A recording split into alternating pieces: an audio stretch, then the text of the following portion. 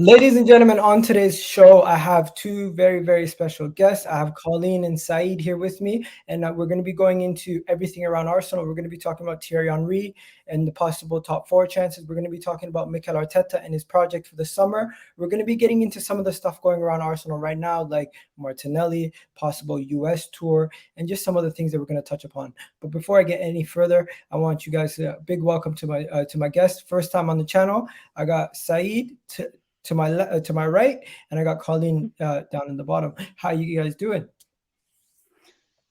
I'm doing well, thank you, and thank you, Gal, for having me on your show today. And obviously, nice to meet you, Colleen, as well. No worries. And Yeah. Colleen, yourself? I'm doing well. It's nice to be on and be with you both. Bless. And also, I just want to get started by introducing you guys to the channel first time. So every time we get started and we get new guests, we have to ask, how did you fall in love with this club called Arsenal, and what got you into it? Because my story is that I got into it through the '98 World Cup, watching Zidane and the France team, and then somehow just got connected to the France national team. I seen a lot of French players on the Arsenal side, and then boom, it just became natural like that. But what about yourselves? I'll get started with Saeed. Well, I got into supporting Arsenal in somewhere around 1989. That was where I came from. We only used to see the highlights, and I liked that red team. I was a bit young at that point. Obviously, growing up, I've seen the team winning through the '90s. Obviously, that's cemented by the period where we had some domination around the 1998 all the way to 2004. I like the way that the team plays, and I like the way that Arsenal was giving, probably or arguably the best football that you can watch at that period. So that's how I supported Arsenal, and since then I've never changed. I can't see myself supporting anyone else. Okay, and Colleen, yourself? Yeah, I'm slightly a bit younger than you first started watching in '89. I grew up in a Liverpool household actually, and I just remember watching Arsenal in the early noughties. I did have a thing for Ljungberg. I just loved the way he played, and I think what solidified it was the end of our Highbury days, the way we played, and just the passion that we had across the ground. It was really Highbury that drew me into Arsenal, to be honest with you, and Arsene, because he was the only manager I knew at that time for most of my life. Yeah, same. I honestly thought growing up that they named the club after him, because I never saw any manager besides him until he left for Unai Emery. So yeah, I'm in the same boat as you. I'll tell you that, Colleen. Before we wrap up, I wanted to tell you guys what the result of the poll was. 125 people voted. 63% said yes, Arsenal are favorites for top four, and 36% said no. I will tell you guys right now, mathematically we are. Vegas and all these guys have us as number one favorites, so that doesn't matter. But finally, Brentford. What are we doing against Brentford, guys? I personally think we're going to win. We're at home. We play well at home. Just predictions, unless you don't want to give a prediction. That's fine also. But predictions, guys. Do you want to go first, Colin? No. I mean, we should be winning the game. If we're serious at all about trying to get top four, we have to win the game. It's as simple as that. And also, we were embarrassed against them at the first game of the season. It would be nice to get a little bit of pride back in that fixture. But if we're looking at quality of squads, we should be winning. But I do worry that if they do get a goal, do we have it in us to go score 2 or 3? Just because I just don't think, like you alluded to before, I don't think we produce enough quality chances. And who's finishing them? It really depends. So I think each game is going to really depend on what personnel we have available, and tactics each time are going to have to be so spot on, just because we don't have a lot of people to play with. We don't have a lot of options. We can tweak the way we play and try and catch people a little bit on the surprise. Formation-wise, if we do Martinelli as a number 9, for example, or like as a false 9, sorry.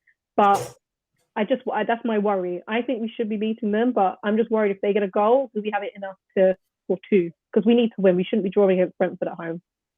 Just before we do the full everything, I'm just going to do this quickly.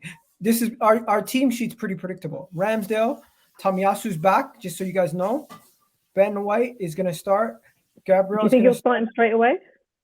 Who? Tomiyasu? Tomiyasu. Do you think Tomiyasu was fit before Wolves, but he didn't play him just for safety reasons. It'll be interesting to see. He was in training, but now he's fully back. Like, the reason why we didn't play him against Wolves is actually political, because we took him out of the Japanese qualifiers for the World Cup. So if we would have played him immediately after the internationals came out, they would have been pissed. So I don't think we played him because of that. Now, I think I would like to see him eased in a little bit, actually, considering how it was against Liverpool. I mean, I would be happy for him to start, but if he is 100%, he did his best against Liverpool, but he obviously wasn't 100% fit. So as long as we're not rushing players back. Would you rather Cedric? I mean, Cedric is an inferior player, but I think we're a little bit too harsh on Cedric. Actually, he's obviously not. He's not a Tomiyasu. That's a fact. He's Cedric. He's very limited. He's not the best. But in our last game, I think he did him against Wolves. I don't think he did anything too crazy wrong, especially as with 10 men at the back. I don't think he deserves the bashing from that. I think he did. He put it from when he had his chance. He did a decent job. I think offensively, he's a very good player. Defensively, he's not a very high.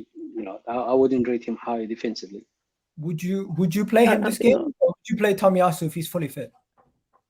I would play Tomiyasu, not because Tomiyasu is good in attack. He's not the best in attack, but because he just keep you safe on the right, and he can play. He allowed Tierney too much space and freedom to go and do whatever he wants the entire game, just by switching the last. Only if he's fully fit. Yeah, exactly. Yeah.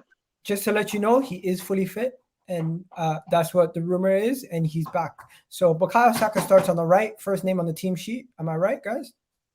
Yeah. Yeah. Okay. Saka, the one that I forgot his name. I really don't know why. Odegaard in the 10. Sometimes you go blank. Yeah, 100%. Odegaard, yeah. Odegaard in the 10. Since Thing is out, Smith Rowe on the left, and up top, Lacazette. Yeah. So I think the team sheet picks itself. I'm going to lock it in.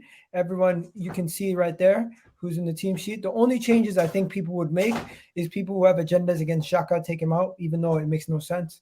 And then... it does make sense, by the way. He's number 27 in doing mistakes, leading to goals across the entire history of the Premier League. So it really makes sense. I like him.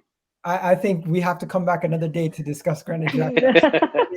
We'll be here all night. His number speak for itself, man. But I'm going with the 2-1 Arsenal win. I think that's what I went with. 1 second, let me just make sure, because I keep track of my predictions. No, 3-0 Arsenal win. Hopefully, that's what I predicted. Colleen, scoreline. I think it'll be 2-0. 2-0. And Saeed, give us your in-depth thoughts on that game. I think 1-0, and we will be very good if we do 1-0. We just need the win. We need the win. We need the 3 points. That's the baseline for me. I really don't care how many goals we score.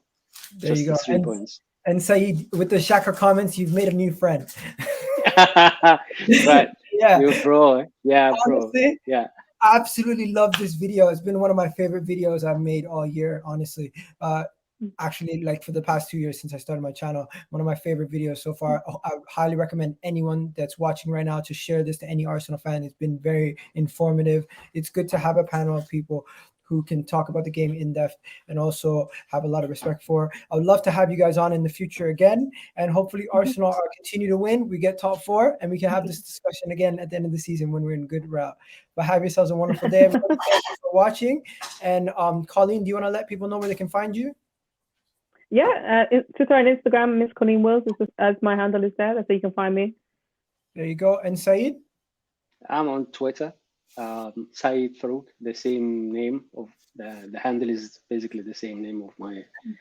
The handle itself is the same as my name, so easy to find. There you go. And have yourselves a wonderful day, guys. We're out of here. Everyone, don't forget to like the video, subscribe to the channel, and have yourselves a wonderful day. We'll be back tomorrow with the Premier League prediction show with Hussam and the gang. Have a good one.